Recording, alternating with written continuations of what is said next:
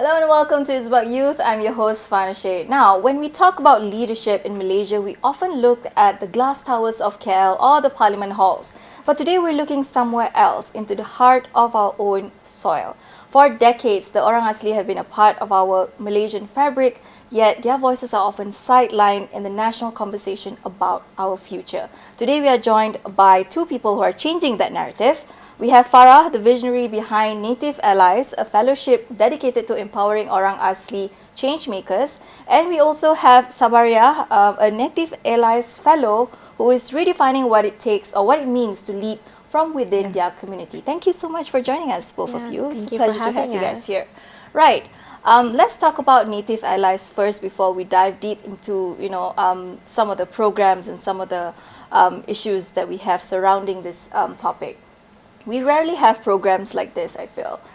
So what was the specific light bulb moment that led to the creation of Native Allies? And tell me a little bit more about the program itself, Farah. Okay, sure. I think I'll start off by telling you a little bit about the program. So it's the Native Fellowship. It is essentially an Indigenous-led program, where it's a fellowship program for Indigenous leaders, more specifically for the Orang Asli, people like Mia. So to answer your question on the light bulb moment, I don't think there was a specific dramatic moment that led to the creation of Native Allies or led to the creation of the fellowship, but it was more of a series of growing discomforts or a series of observations that we noticed through our work with the Orang Asli. So that meant, because we work with them on livelihood creation projects, and we noticed a key observation was that a lot of the times the Orang Asli are any community projects that are centered around the Orang Asli are led by non-Orang Asli people or non-Orang Asli organizations like an NGO, for example. And while often this is well-intentioned, but it can lead to this disempowering narrative that the Orang Asli are merely beneficiaries or people who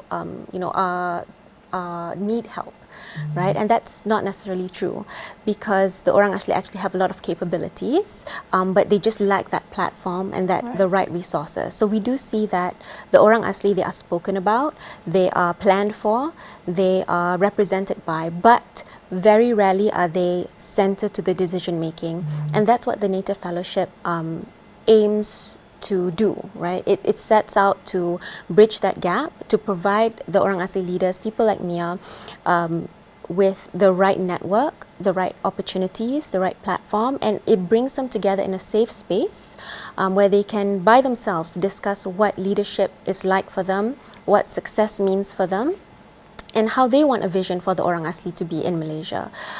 So that's essentially a little bit about it. And it's also about bridging the allies, so the non-Indigenous people, so people like me. What is my role in it? So that's where we also come into the program. We discuss with our fellows, with the Orang Asli fellows, how we can play a better role in supporting them in their larger goal in life. Right. Sabari, I understand you are the first cohort of this program. Do you mind sharing a little bit about your experience and how it went during the whole program? I understand it's a 6 months program, so do you mind sharing a little bit? Yeah, of course. 6-month program with thank you for the Native that memberi peluang kepada saya lah untuk join program ni. So first cohort kita ada 12 orang, include saya lah.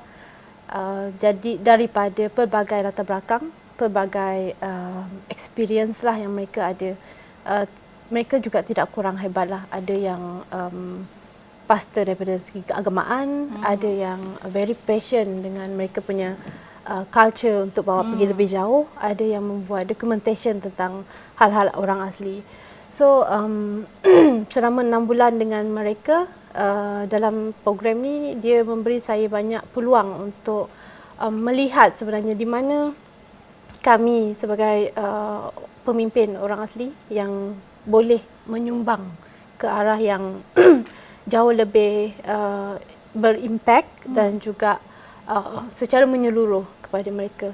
So selain itu juga kami banyak berkongsi pengalaman masing-masing di mana kita saling belajar antara satu sama lain lah. Saya rasa ini satu platform yang baru untuk saya sebab selama 6 bulan dengan 12 orang, 11 orang yang berbeza, dan sometimes kita punya point of view different. So a lot of learning, and saya sangat enjoy 6 bulan ni. Saya rasa dia memberi saya something yang different dalam diri saya, yang saya rasa ia patut dikongsikan dengan OA youth yang lain juga. Yeah. Do you mind sharing a little bit about the activities or the skills that you've learned during the program? Okay. So antara aktiviti yang kami buat tu ialah kami diberi peluang untuk memikirkan satu projek lah untuk diri masing-masing, dan daripada projek tu kita juga mendapat sokongan daripada donatif, yang mana memang untuk saya sendiri, saya rasa pada awalnya ia sangat idea yang sangat samalah, kerana saya yakin setiap orang juga ada idea mereka sendiri. Tapi through meeting by meeting or pertemuan demi pertemuan, kita ada banyak perbincangan, dan kita ada cara yang donatif share dengan kita macam mana untuk melihat ataupun metod yang kita gunakan untuk melihat ini lebih berkesan. So aktiviti ni dia berterusan lah, sebab dia ada dia punya aliran ataupun dia punya follow up dia daripada satu perjumpaan ke satu perjumpaan. Jadi saya boleh katakan dia sangat bersinambungan, dan you can feel it really related for the activity for this 6 months. Right. So it's not just like a one-stop kind of one of activity. There's follow-up, there's a lot of comprehensive planning, there's a lot of discussions, there's a lot of projects that involve. So if I could add a little bit also to what Mia was saying, the idea behind the fellowship is to simply introduce the Orang Asli leaders to new ways of thinking and different leadership frameworks. Nothing is imposed onto them. It's just to kind of give them a creative, value-based thought framework. So this is their space to kind of reflect on, who am I as a leader? What do I value? And then at the same time give them exposure to different communities. Like we visited a community in Sabah to see how they do things, what you can replicate, what you like, what you don't like. So this is essentially the space for that, and it's built out carefully across the 6 months. So you have time to build relationships with each other and to understand each other and build that sense of fellowship. Right. I think that's a very nice way to put it, because it's about communities, it's about taking best practices like you mentioned, and it's about taking your own sense of belonging and making sure that you carry that along when it comes to making decisions, when it comes to taking leadership roles. So I think it's very impressive. So well done. Thank you. For the both of you. Right. Let's talk a little bit about the nitty-gritty things, which is the fellowship talks about dismantling barriers, right? So beyond, let's say, financial ones, for example, because we know that's kind of like the big issue there. What are the biggest challenges or systemic barriers do you think Orang Asli face when trying to step into leadership role? Maybe we can start with Sabaria? Ya, untuk saya sendiri, apabila saya melangkah ke arah kepimpinan, saya mula sedar ada banyak cabaran. So ada 2 cabaran yang saya boleh share, iaitu satu internally and satu lagi externally. Externally tu lebih kepada sistem lah, internally tu lebih kepada diri sendiri. So untuk saya secara internally dia more kepada jangkaan dan juga tekanan dalaman. Saya rasa ini juga apa yang mungkin saya dan juga pemimpin OA lain rasa, di mana apabila kita menjadi pemimpin, kita memegang banyak jangkaan daripada komuniti, daripada keluarga, daripada parti-parti yang lain tentang kita, di mana kita nak bawa suara keseluruhan untuk komuniti Orang Asli, di mana kita perlu membuat keputusan yang tepat, kita kena buat action yang cepat. Dan tekanan dalaman tu kita rasa macam kalau saya gagal membantu masyarakat saya, saya rasa tidak akan saya tidak bermakna. Pressure there, yeah. And then so perasaan-perasaan dan jangkaan ni dia buat kita rasa stres dan burn out, dan akhirnya kita hesitate untuk memimpin. Ya. Sementara yang Eksternal pula daripada sistem pula, saya boleh kongsikan daripada legal dan juga hak tanah orang asli. So sebagai pemimpin kita perlu ada security of tempat yang kita tinggal, kita ada security of suara yang perlu didengar, dan kita juga perlu ada identiti yang terpelihara.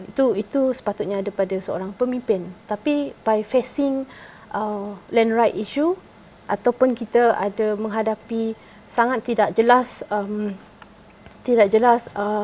legal issue yang berlaku di kalangan orang asli, iaitu saya rasa kalau kita pun tahu yang hal ehwal orang asli berada di governance kerajaan persekutuan, sementara tanah pula di bawah kerajaan negeri. So dua ni sangat bercanggah dan membuatkan kami komuniti hak tanah tu berada dalam keadaan yang tidak clear, jelas. Yes. So ini membuatkan pemimpin berada dalam reaction mode untuk berjuang untuk survive, daripada mereka terus meningkatkan kepimpinan diri mereka untuk jangka masa yang panjang. So itu antara cabaran yang. So it seems like there's a lot of uncertainties when it comes to policies and laws in government that makes leadership within the community harder, right? Yeah. Farah, with regards to your role in championing this, what has been the challenge or the systemic barriers that you have to face? Yeah, so I think similar to what Mia said, right? What I know is based on what the Orang Asli that I work with share. And usually these things, they are rarely ever about capability, but they are systemic, like you mentioned. I think number one is perception, right? So when we talk about leadership, the concept of leadership is still imagined in a very urban way, in a very corporate way, political way, but it's, and that diminishes how leadership in the Orang Asli way is, because leadership in the indigenous way oftentimes is the opposite of that. It is community-centered, it is about stewardship, it is about consensus. So there's a little bit of issue there. And I think for the youth as well, and not just the youth, I think like Mia mentioned, everyone, oftentimes when an Orang Asli steps forward in a leadership position, they are viewed as representing the entire community. And without the right support, that can be very overwhelming sometimes. And wrong decisions can be made because of that. Right. So what I'm getting is there's no true one definition when it comes to leadership, especially when we talk about Orang Asli, as well as I guess not enough support when it comes to how we want to propel this, either youth leaders or those in the community to basically take on this role. Right. Okay. So we've discussed some of the challenges here. We want to get to the solutions bit as well and talk a little bit more about the program as well. But I think we have to go for a quick break first.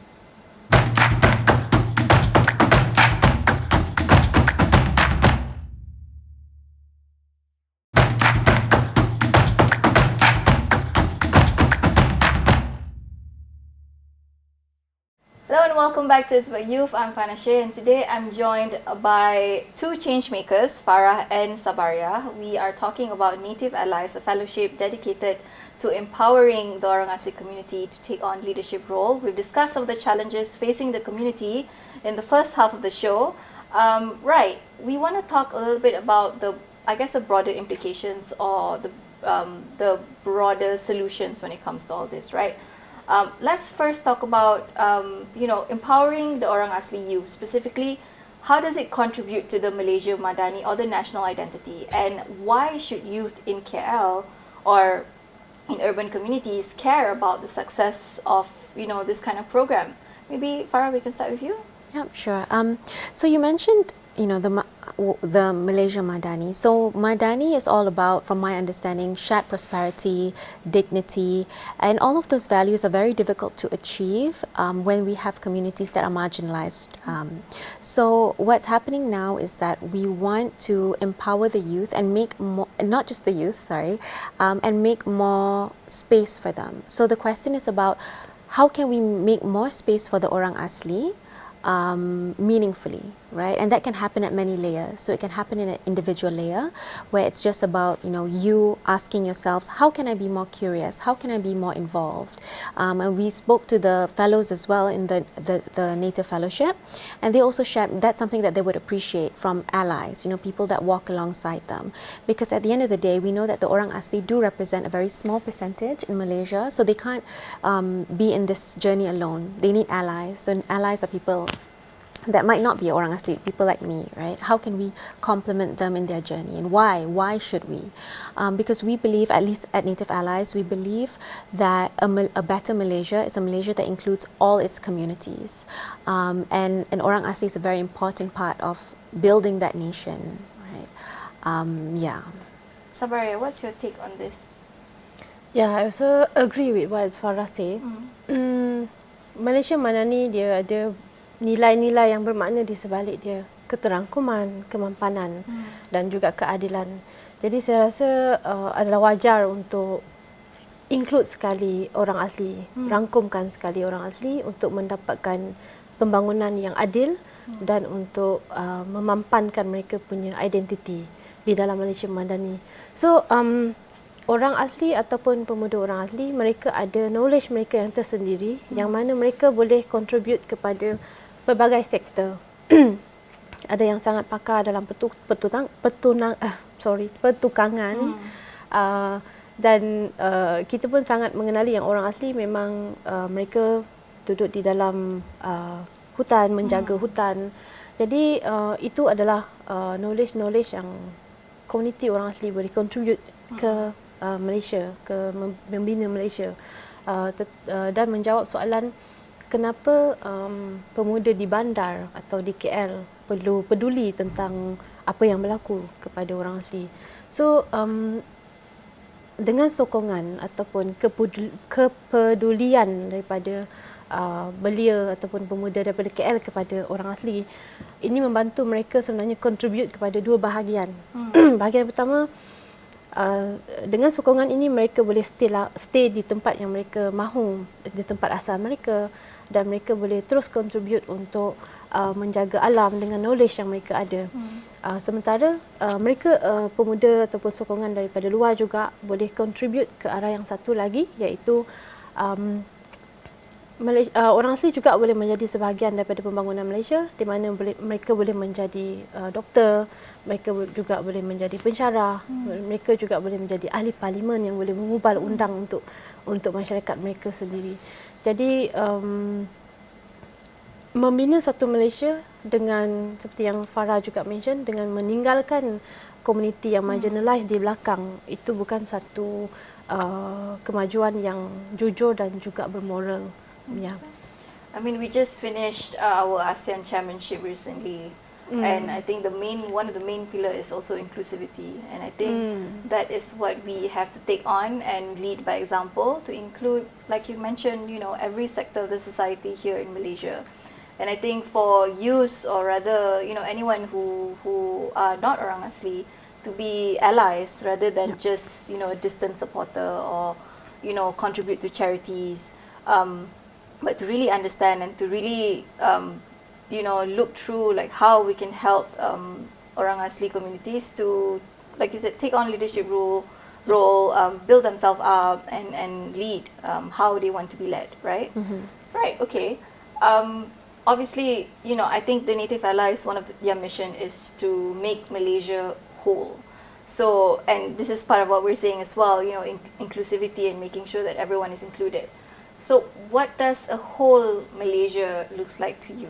So does it mean more representation in parliament? Does it mean, something a bit more local? Does it mean policy changes? Maybe Sabaria, we can start with you. Okay. Banyak penglibatan orang asli di parlimen itu betul, tapi bukan itu sahaja. Kalau ada ramai di parlimen tapi tak ada kuasa, dia akan jadi hanya simbolik sajalah. Tapi saya rasa sistem atau polisi ni dibina oleh manusia. Dia macam manusia ni adalah saya pakai metafor lah. Manusia ni ialah cawan dan sistem tu ialah air yang masuk ke dalam cawan. Tapi sistem ini diguna pakai juga untuk pelbagai kaum di Malaysia kan, macam kepada Chinese, kepada Indian, kepada Malay. Kenapa tidak kepada orang asli? So macam saya bagi contoh yang spesifik macam dalam kalender Malaysia. Kalau cakap pasal the whole means orang asli dilihat. So dalam kalender Malaysia kita ada cuti hari Tahun Baru Cina, kita ada cuti Tai Pusang, Gawai, Hari Raya Puasa. Tapi kenapa tak ada cuti Hari Orang Asal? Dekat sini dah jelas nampak yang orang asli tidak nampak lah di sana. Dan sistem itu perlu dibina daripada struktur hidup sesuatu masyarakat tu sendiri. Macam saya kata tadi, takkan kita nak bina satu sistem and then put in orang asli inside. Kita dengar pun dah tak selesa. Apatah lagi kita mengharungi ataupun menghadapi sistem tu sendiri. Farah, what about you? Yeah, I think similar with what Mia shared, right? There are many levels to it. So earlier I mentioned a few levels. So at the individual level, you want to focus on what you can do on a small scale, right? I can start off by maybe getting to know a community, right? In Malay, they have the saying, tak kenal maka tak cinta, right? You don't love what you don't know. So it's very hard for you to be an ally when you don't even know. And a lot of Malaysian communities actually haven't even had the opportunity to even meet an Orang Asli individual. So it's about being curious, getting out there. You can start by volunteering, reading up, breaking down some stigmas you currently have about them. And then of course on a societal level as well, like what can you do as a company or, you know, as a society by avoiding tokenism, right? By avoiding just checking a CSR tick box, right? So what can you do? So exploring a little bit more about that as well. And then of course on a government level, on a policy level, it's about meaningfully making space for the Orang Asli, meaningfully including them in the decision making. So again, instead of just having them as a checkbox consulting party, maybe make them as the decision makers, not just one or two, but if it's an act regarding them, a larger amount. Right, so that they actually are not just consulted, but they're making the decision. So these are some of the things that we can do, that communities and companies can do. I personally view allyship on a spectrum. So if let's say we have a scale, and at the start we have exclusion. So that's when we completely don't even include the Orang Asli in our thoughts. We don't know about them. They're completely off our radar. And then you move one step forward, and then we have extraction, where you know them, but your relationship with them is I take. Right? I take your land for my agriculture, for example, and then you move on into the middle, and that's tokenism. So it's like you want to work with the Orang Asli, and the intention is good, but it falls into the tokenism because you're doing it as a one-off, or it's not sustainable. And then you move to the end of the spectrum, which where Native allies, what we want to do, and that's on solidarity, and it's on being a reciprocal ally. So it's more than just charity, which is transactional, but it's about, you know, a long-term commitment. It demands accountability, it demands a bit of humility, it demands making room for people and sometimes knowing when to step back as well. Right.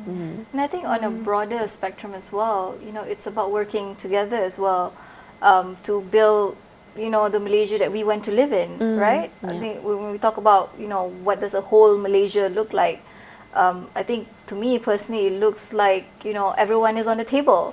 So, and everyone is working together and talking together and discussing ways to make Malaysia better.